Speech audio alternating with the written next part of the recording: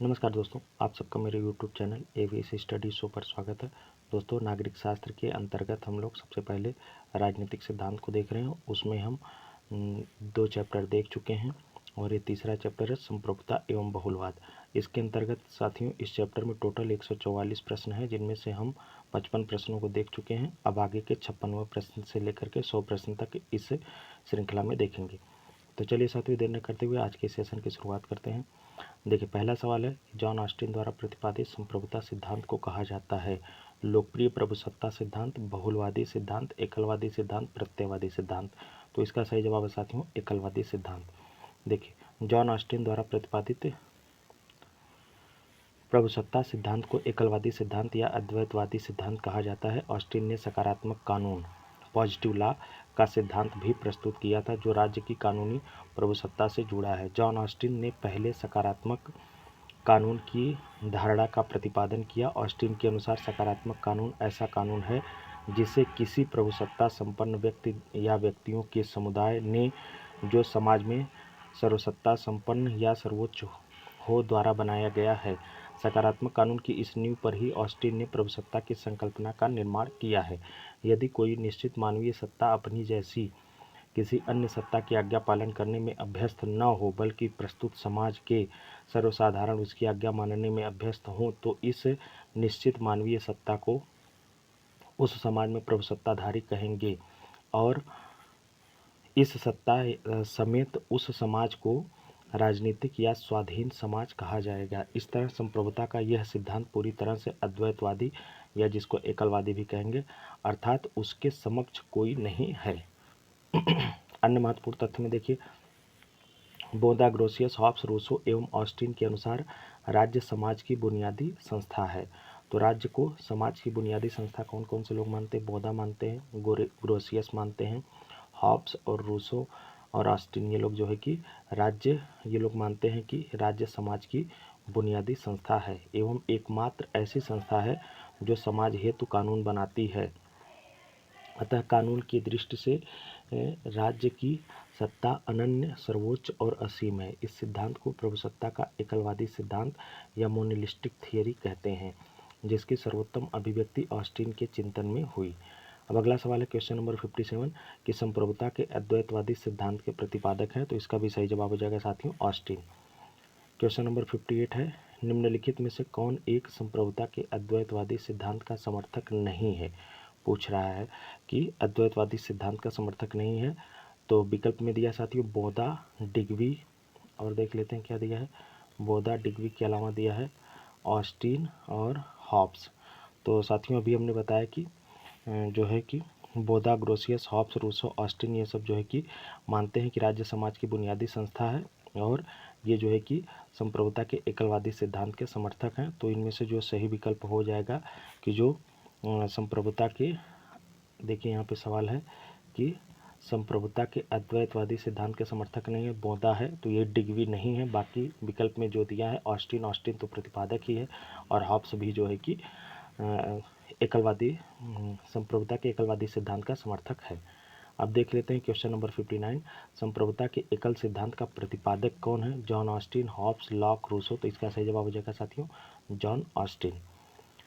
देखिए, निम्नलिखित में से कौन बहुलवादी चिंतक नहीं है? यहाँ पे पूछ रहा है कि कौन बहुलवादी चिंतक नहीं है। तो अभी हमने बताया आपसे कि बोदा जो है कि वह एकलवादी चिंतकों में आता है। तो इस तरह से दिए हुए विकल्पों में कोल, बोदा, लिंडसे, वेब्स, इनमें जो है कि बोदा एकलवादी चिंतक है और कोल, लिंडसे, वेब्स ये लोग जो है कि संप्रभुता के बहुलवादी सिद्धांत के समर्थक हैं। व्याख्या देख लीजिए। देखिए, जीन बोदा को संप्रभुता सिद्धांत का जनक माना जाता है। संप्रभुता को राज्य का प्राण तत्व कहा जाता है। बहुलवाद संप्रभुता की विपरीत धारणा है। यह सिद्धांत राज्य के संप्रभुता के गुण को मान्यता नहीं देता है, बल्कि राज्य को अन्य समुदायों की तरह ही एक समुदाय मात्र मानता है। गिरियक मिडलैंड बहुलवाद के जनक हैं तथा कोल, लिंडसे और डेवनपोर्ट, वेब्स, लास्की, मैकआइवर ये लोग जो है कि समर्थक हैं बहुलवादी सिद्धांत के। और देखिए क्वेश्चन नंबर 61 है साथियों कि अच्छा ये बीपीएससी में बना होगा, 5 विकल्प है। तो देखिए, उस विचारक का नाम बताइए, उस विचारक का नाम बताइए जिनको अक्सर अपनी पुस्तक में क्षेत्रीय संप्रभु सरकार को संदर्भित करने के लिए राज्य की अवधारणा का पहली बार उपयोग करने का श्रेय दिया जाता है, और उस पुस्तक का शीर्षक बताइए। तो यहाँ पे दिया है Rousseau the social contract, Jean Bodin the 6 books of the republic, Machiavelli the prince, उपर्युक्त में से एक से अधिक, उपर्युक्त में से कोई नहीं। तो इनमें से साथियों जो है कि जीन बोधा सही हो जाएगा और उनकी book the 6 book of the Republic, तो इसलिए ऑप्शन बी हमारा सही है। देखिए, जीन बोधा ने अपनी पुस्तक the 6 book of the Republic में क्षेत्रीय संप्रभु सरकार को संदर्भित करने के बजाय राज्य की अवधारणा का पहली बार प्रयोग करने का श्रेय दिया जाता है। अब क्वेश्चन नंबर 62 साथियों, निम्नलिखित में से कौन संप्रभुता के बहुलवादी सिद्धांत का समर्थक नहीं है? तो अभी हमने पढ़ा कि लिंडसे हैं और गिरियक तो जनक ही हैं, मिटलैंड भी आते हैं, तो बोधा ये जो है कि बहुलवादी न होकर के एकलवादी हैं। तो इस तरह से हमारा ऑप्शन जो है सी वो सही हो जाएगा। अब देखते हैं साथियों क्वेश्चन नंबर, हाँ इसकी व्याख्या देख लीजिए।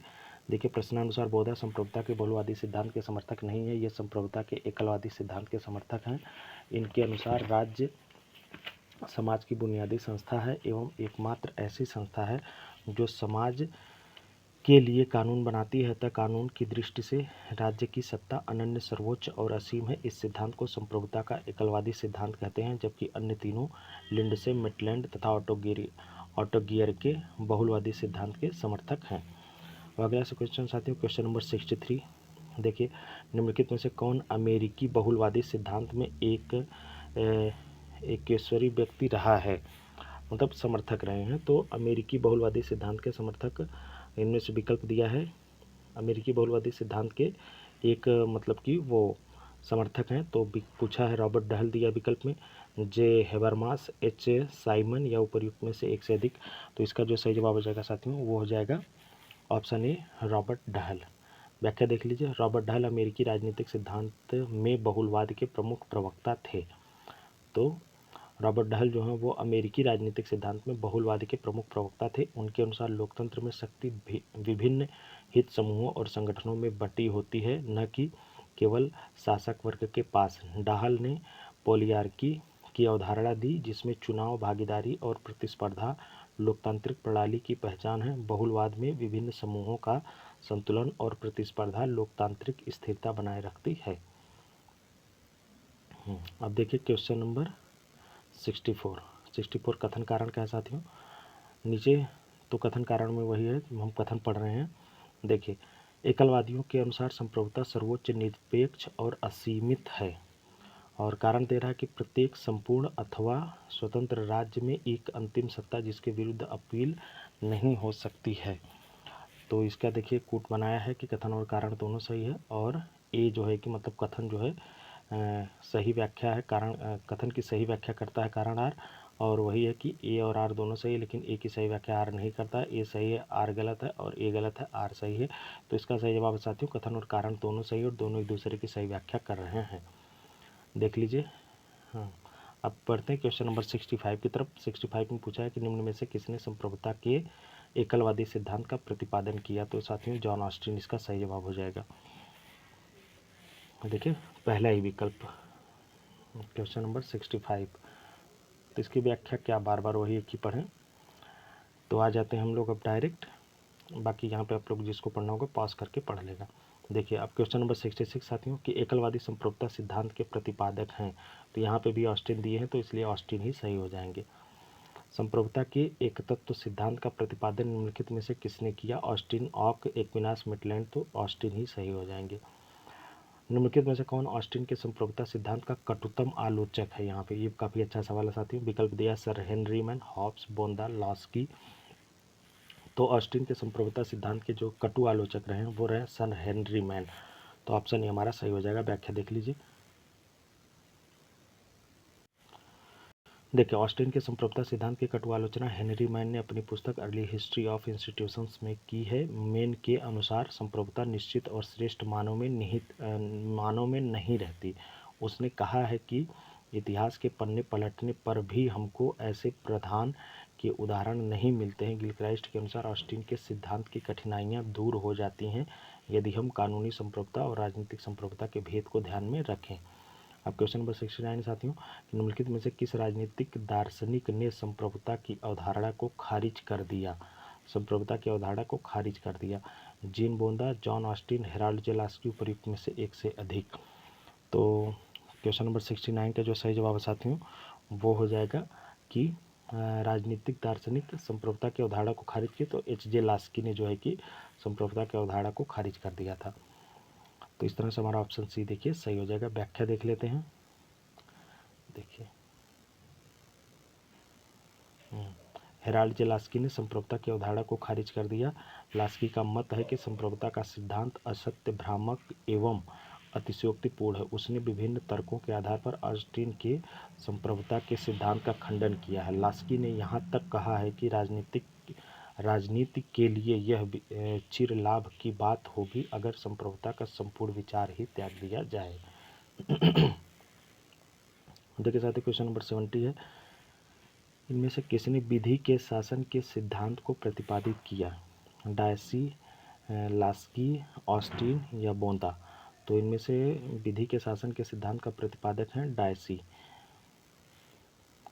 देखिए विख्यात ब्रिटिश न्यायवेत्ता डायसी ने अपनी कृति introduction to the study of the law of the constitution के अंतर्गत इंग्लैंड के संविधान को विधि के शासन की संज्ञा दी थी। इसलिए विधि के शासन के सिद्धांत को प्रतिपादित करने वाले वे पहले विचारक हो गए। अब क्वेश्चन नंबर 71 है साथियों, किस राजनीतिक विचारक ने राजनीतिक संप्रभुता की अवधारणा सर्वप्रथम प्रस्तुत की? तो विकल्प है बोदा, ऑस्टिन, डायसी, डुगवी।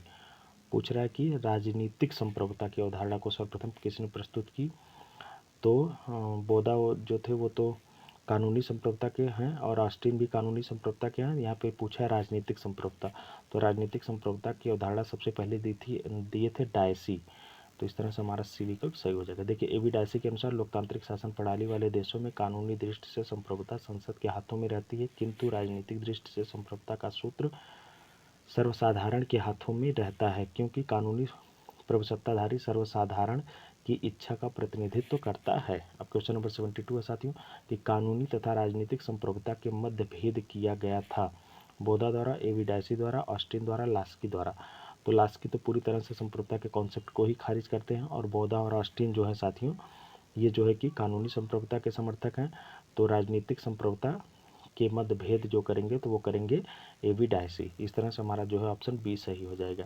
देखिए कानूनी और राजनीतिक संप्रभुता के मध्य भेद एवी डायसी द्वारा किया गया था।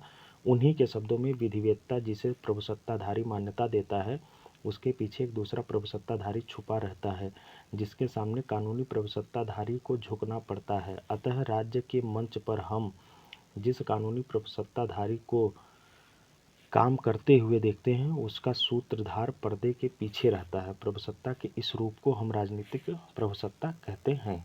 अब क्वेश्चन नंबर 73 है साथियों, कि विधिक संप्रभुता और राजनीतिक संप्रभुता में अंतर बतलाया।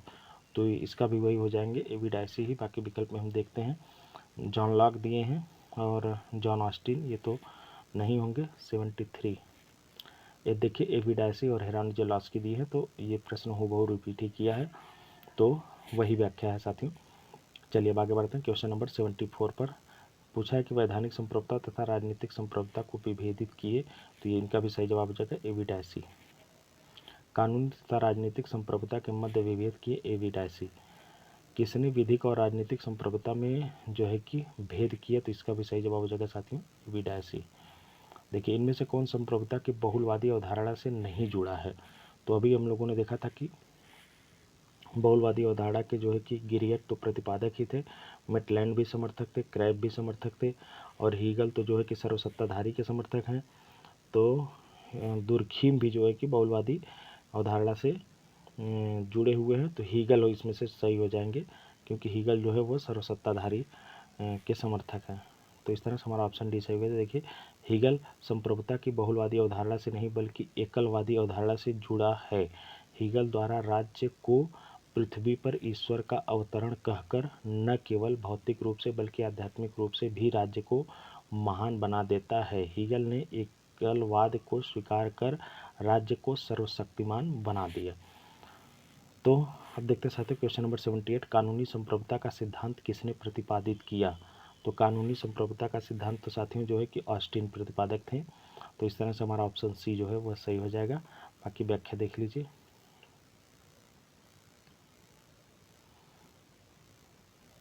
देखिए प्रभुसत्ता का कानूनी सिद्धांत जॉन ऑस्टिन की महत्वपूर्ण देन है। ऑस्टिन ने सकारात्मक कानून का सिद्धांत जो ऑस्टिन ने सकारात्मक कानून का सिद्धांत प्रतिपादित किया है जो राज्य की कानूनी प्रभुसत्ता के साथ निकट से जुड़ा है। उसके अनुसार जो कानून सामाजिक संबंधों का नियमन करता है, जिसका ध्येय न्याय तथा जन कल्याण करना है, वह प्रभुसत्ताधारी की इच्छा की अभिव्यक्ति होता है। अब क्वेश्चन नंबर 79 साथियों, प्रभुसत्ता के कानूनी सिद्धांत के प्रतिपादक का श्रेय दिया जाता है बेंथम को, लॉक को, बोंदा को, ऑस्टिन को। तो इनमें से ऑस्टिन जो है वह सही हो जाएंगे। देखिए, निम्नलिखित में से कौन संप्रभुता की विशेषता नहीं है? कह रहा कि संप्रभुता की विशेषता नहीं है। सर्वव्यापकता, स्थायित्व, अविभाज्यता, जनसंख्या। तो इनमें से साथियों जो है कि सर्वव्यापकता भी है, स्थायित्व भी है, अविभाज्यता भी है, जनसंख्या जो है कि संप्रभुता की विशेषता नहीं है। तो इस तरह से हमारा ऑप्शन डी जो है सही हो जाएगा। बाकी देख लीजिए, संप्रभुता के कानूनी सिद्धांत के अंतर्गत संप्रभुता की निम्न विशेषताएं निर्धारित की गई हैं। तो संप्रभुता की ये विशेषताएं हैं। कौन कौन सी? पूर्णता, एब्सोल्यूटनेस, सार्वभौमिकता, यूनिवर्सलिटी, अदेयता, इनएनेबिलिटी और स्थायित्व, परमानेंस और अविभाज्यता, इंडिविजुअलिटी। तो जनसंख्या राज्य का तत्व है। राज्य के जो है कि 4 तत्व हैं, जनसंख्या, भूमि, सरकार और संप्रभुता। अब क्वेश्चन नंबर 81 है साथियों। क्वेश्चन नंबर 81 में देखिए पूछा गया है कि निम्न में से संप्रभुता की कौन सी विशेषता त्रुटिपूर्ण सूचीबद्ध है? निरंकुशता, अविभाज्यता, स्थायित्व और अनन्यता। तो आप लोगों को बहुत अच्छी तरह पता होगा कि ऑस्टिन ने बताया था कि अगर संप्रभुता का विभाजन हो जाएगा तो संप्रभुता जो है कि संप्रभु रही ही नहीं जाएगी। तो इस तरह से विभाज्यता इसका गुण नहीं है, बाकी निरंकुशता इसका गुण है, स्थायित्व है और अनन्यता इसके गुण में आता है। अभी आपने देखिए ऊपर वाले व्याख्या में पढ़ा भी है कि अविभाज्यता इसका गुण है, तो यहाँ पे विभाज्यता दे दिया है। तो इस वजह से हमारा 81 का ऑप्शन पी जो है वह सही हो जाएगा। देखिए 82 दिया है कि निम्नलिखित में से कौन सा एक लक्षण संप्रभुता का नहीं है? अभी आपने पढ़ा एब्सोल्यूटनेस है, पूर्णता है, सार्वभौमिकता भी है, अदेयता भी है। यहाँ पे देखिए विभाज्यता दे दिया, तो विभाज्यता न होकर के अविभाज्यता उसका गुण है। अब देखते हैं क्वेश्चन नंबर 83, इनमें से कौन संप्रभुता की विशेषता नहीं है? अविभाज्यता भी है, निरपेक्षता दिया है और निरपेक्षता भी है। देखते हैं अस्थाई और व्यापक। तो अस्थाई नहीं बल्कि स्थाई जो है कि इसका गुण होता है। तो इस तरह से हमारा ऑप्शन सी जो है कि इसका सही हो जाएगा। ये गुण नहीं है संप्रभुता का। 84 है कि निम्नलिखित में से कौन संप्रभुता की एक विशेषता नहीं है? सुनिश्चितता, विभाज्यता और स्थायित्व, अनन्यता। तो विभाज्यता जो है कि संप्रभुता का विशेषता नहीं है, बाकी सुनिश्चितता है, स्थायित्व है और अनन्यता भी है। अब क्वेश्चन नंबर 85 पे देखते हैं, निम्नलिखित में से कौन संप्रभुता के कानूनी सिद्धांत का लक्षण नहीं है? संप्रभुता के कानूनी सिद्धांत का लक्षण पूछ रहा है कि नहीं है। पूर्णता, विभाज्यता, स्थायित्व, सार्वभौमिकता। तो ये भी साथियों जो है कि रिपीटेड है, तो इसमें से भी सही विकल्प हो जाएगा बी। बी जो है कि कानूनी सिद्धांत का लक्षण, संप्रभुता के कानूनी सिद्धांत का लक्षण विभाज्यता न है बल्कि अविभाज्यता है। अब क्वेश्चन नंबर 86 है साथियों। देखिए कूट वाला दिया है कि निम्नलिखित में से कौन सी संप्रभुता की विशेषता है? स्थायित्व, सार्वभौमिकता। तो अभी आपने पढ़ा कि स्थायित्व मतलब परमानेंस भी संप्रभुता की, सॉवरेंटी की जो कि विशेषता है, और सार्वभौमिकता मतलब कि यूनिवर्सलिटी। तो इस तरह से हमारा ए और बी दोनों सही हो जाएगा। तो ऑप्शन मतलब सी इसका जो है कि सही जवाब होगा। क्वेश्चन नंबर 87 है साथियों। निम्नलिखित में से यह किसका वक्तव्य है? संप्रभुता नागरिकों और प्रजाजनों के ऊपर विधि द्वारा अमर्यादित राज्य की सर्वोच्च शक्ति है। तो संप्रभुता को सर्वोच्च शक्ति के रूप में इनमें से किसने कहा है? वो भी किसके ऊपर सर्वोच्च शक्ति? नागरिकों और प्रजाजनों के ऊपर विधि द्वारा अमर्यादित राज्य की सर्वोच्च शक्ति। जे बोदा, एच गार्डनर, हेराल्ड लास्की या आयातुल्ला रुहुल्लाह खोमेनी। तो इसका जो सही जवाब है साथियों वो है जीन बोंदा। कि यह परिभाषा दो कि जीन बोंदा की है कि उन्होंने संप्रभुता को कहा है कि यह नागरिकों और प्रजाजनों के ऊपर विधि द्वारा अमर्यादित राज्य की सर्वोच्च शक्ति है। तो इस तरह से हमारा ऑप्शन इसमें जो है ए सही हो जाएगा। व्याख्या देख लीजिए, जे बोदा के अनुसार संप्रभुता नागरिकों और प्रजाजनों के ऊपर विधि द्वारा अमर्यादित राज्य की सर्वोच्च शक्ति है। जीन बोंदा 16वीं शताब्दी का प्रसिद्ध फ्रांसीसी राजनीतिक दार्शनिक और न्यायशास्त्रवेत्ता था। राजनीतिक दर्शन के क्षेत्र में बोंदा की ख्याति प्रभुसत्ता की संकल्पना और आधुनिक पूर्णतावाद के सिद्धांत के रूप में है। बोंदा की प्रसिद्ध कृति the six book of commonwealth है। अब अगला सवाल है साथियों, क्वेश्चन नंबर 88। कौन सा सिद्धांत एक तत्ववादी संप्रभुता विरोधी है? समाजवाद, बहुलवाद, व्यक्तिवाद या उदारवाद? तो इनमें से साथियों संप्रभुता के तो साथियों कौन सा सिद्धांत एक तत्ववादी संप्रभुता विरोधी है? समाजवाद, बहुलवाद, व्यक्तिवाद या उदारवाद? तो बहुलवाद जो है कि वह एक तत्ववादी संप्रभुता का विरोधी है। व्याख्या देख लीजिए। प्रभुसत्ता के एकतत्ववादी या एकलवादी सिद्धांत के अनुसार प्रभुसत्ता राज्य का सारभूत और अनिवार्य लक्षण है। इसके बिना कोई समाज राज्य का रूप धारण नहीं कर सकता। बल्कि जबकि बहुलवादी विचारधारा के अनुसार राज्य की रचना हेतु प्रभुसत्ता अनिवार्य नहीं है। अन्य महत्वपूर्ण तथ्य में है कि बहुलवादी सत्ता के केंद्रीयकरण के विरुद्ध हैं तथा राज्य एवं समाज को एक ही नहीं मानते। यद्यपि वे राज्य को समाज की महत्वपूर्ण संस्था मानते हैं, वे राज्य की अखंड असीम प्रभुसत्ता को अस्वीकारते हैं और समाज की अन्य संस्थाओं एवं समूहों को प्रभुसत्ता में भागीदारी देना चाहते हैं। इस प्रकार वे सांकेतिक अथवा नाममात्र की संप्रभुता में विश्वास करते हैं। प्रमुख बहुलवादी विचारक हैं Leo Digby, Hugo Krabbe, Harold J Laski, Ernest Barker, A D Lindsay, Robert M MacIver, Rousseau और हीगल। अब क्वेश्चन नंबर 89 है साथियों कि किस सिद्धांत को संप्रभुता के एकत्व सिद्धांत के विरोध के रूप में माना गया है? बहुलवाद, अराजकतावाद, नाजीवाद, उदारवाद? तो इसका सही जवाब हो जाएगा बहुलवाद। क्वेश्चन नंबर 90 है कि बहुलवादी विश्वास करते हैं कानूनी संप्रभुता में, राजनीतिक संप्रभुता में, नाम मात्र की संप्रभुता में या निरंकुश संप्रभुता में? तो बहुलवादी जो विश्वास करते हैं साथियों वह नाम मात्र की संप्रभुता में विश्वास करते हैं। तो इस तरह से ऑप्शन सी जो है वह सही हो जाएगा। अब आगे है क्वेश्चन नंबर 91। पूछा है कि बहुलवादी पक्ष में है राज्य को समाप्त करने के, राज्य विहीन समाज के राज्य की शक्तियों को कम करने के, राज्य की शक्तियों को और बढ़ाने में। तो जो बहुलवादी राज्य की शक्तियों को कम करने के पक्षधर हैं। तो इस तरह से 91 का हमारा जो है ऑप्शन सी सही हो जाएगा। अब देखते हैं साथियों क्वेश्चन नंबर 92। निम्न में से कौन से विचारकों का समूह बहुलवाद से संबंधित है? बहुलवाद से संबंधित देखिए अरस्तु, हीगल, डायसी या बार्कर, लास्की, क्रैब या रूसो, मैकाइवर, हीगल या ऑस्टिन, बोंदा, कोल? तो इसमें से साथियों डी पहले देखिए, डी को छाटिए। डी में तो जो ऑस्टिन और बोंदा हैं ये तो एकलवादी संप्रभुता के एकलवादी सिद्धांत के समर्थक हैं। और रूसो, मैकाइवर, हीगल भी एकलवादी हैं। और अरस्तु, हीगल, डायसी तो ए वाले में देखिए, ए वाले में भी हीगल हैं। तो इस तरह से सबसे सही इसका जो विकल्प होगा वो बी एकदम सही है कि इसमें बार्कर, लास्की और क्रैब जो है कि संप्रभुता के बहुलवादी सिद्धांत के समर्थक हैं। 93 है कि अनेकवादी इसमें विश्वास करते हैं कानूनी अधिसत्ता या राजनीतिक अधिसत्ता या सांकेतिक अधिसत्ता या संपूर्ण विधि सत्ता? तो अनेकवादी या बहुलवादी एक ही बात है। तो ये जो है साथियों सांकेतिक अधिसत्ता में विश्वास करेंगे, मतलब नाम मात्र के संप्रभुता में। तो अब अगला सवाल है 94 कि बहुलवादी महत्व देते हैं राज्य को, समूहों और संगठनों को या सरकार को या न्यायपालिका को? तो बहुलवादी जो महत्व देते हैं वह समूहों और संगठनों को महत्व देते हैं। व्याख्या देख लीजिए। बहुलवादी समूहों और संगठनों को महत्व देते हैं, वे सत्ता के केंद्रीयकरण के विरुद्ध हैं और यह तर्क देते हैं कि राज्य में कार्य कुशलता का नितांत अभाव रहता है। वे राज्य की अखंड असीम प्रभुसत्ता को अस्वीकार करके समाज के अंतर्गत अन्य संस्थाओं को और बड़ा हिस्सा देने की मांग करते हैं। 95 है निम्नलिखित में से कौन एक बहुलवादी विचारक नहीं है? तो ऑस्टिन भी हैं, लास्की तो पूरी तरह से समाप्त करने की बात करते हैं और GDH कोल दिया है और ई बार्कर।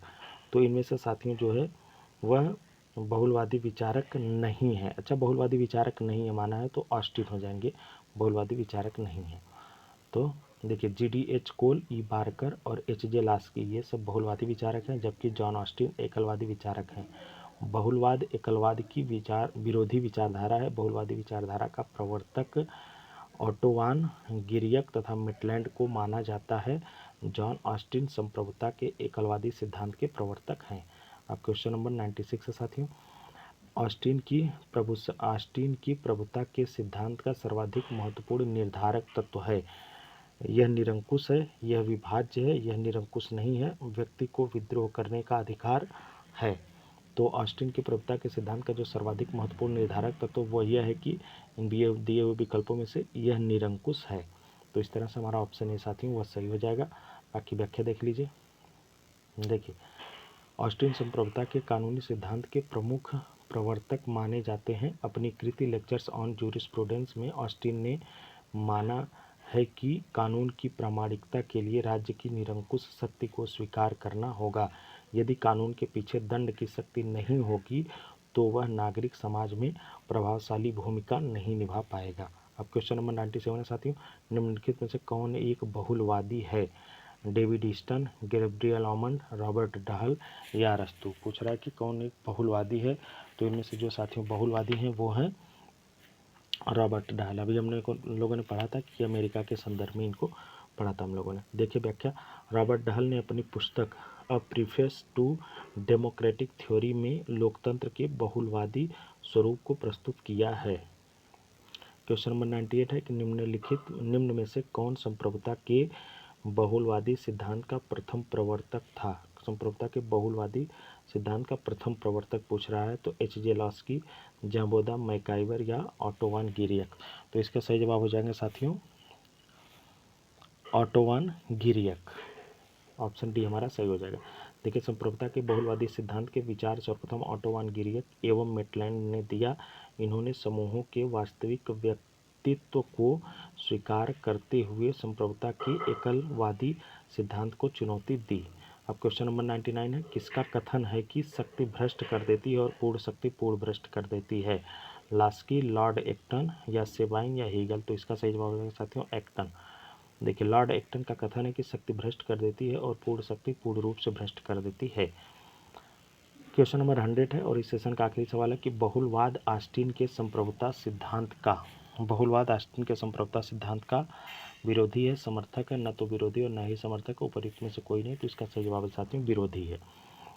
देखिए व्याख्या कि बहुलवाद ऑस्टिन के संप्रभुता सिद्धांत का विरोधी है। ऑस्टिन के संप्रभुता सिद्धांत के अनुसार यदि कोई निश्चित मानवीय सत्ता अपनी जैसी किसी अन्य सत्ता की आज्ञा मानने में अभ्यस्त न हो, बल्कि प्रस्तुत समाज के लोग उसकी आज्ञा मानने में अभ्यस्त हों, तो इस निश्चित मानवीय सत्ता को उस समाज में प्रभु सत्ताधारी कहेंगे और उस समाज को राजनीतिक और स्वाधीन समाज कहा जाएगा। ऑस्टिन का प्रभुसत्ता। तो ये साथियों रहे हमारे जो है कि 100 क्वेश्चन तक इस चैप्टर के कंप्लीट हुए। अब बाकी के 44 क्वेश्चन और बचे हैं, वो हम नेक्स्ट वीडियो में कंप्लीट कर देंगे।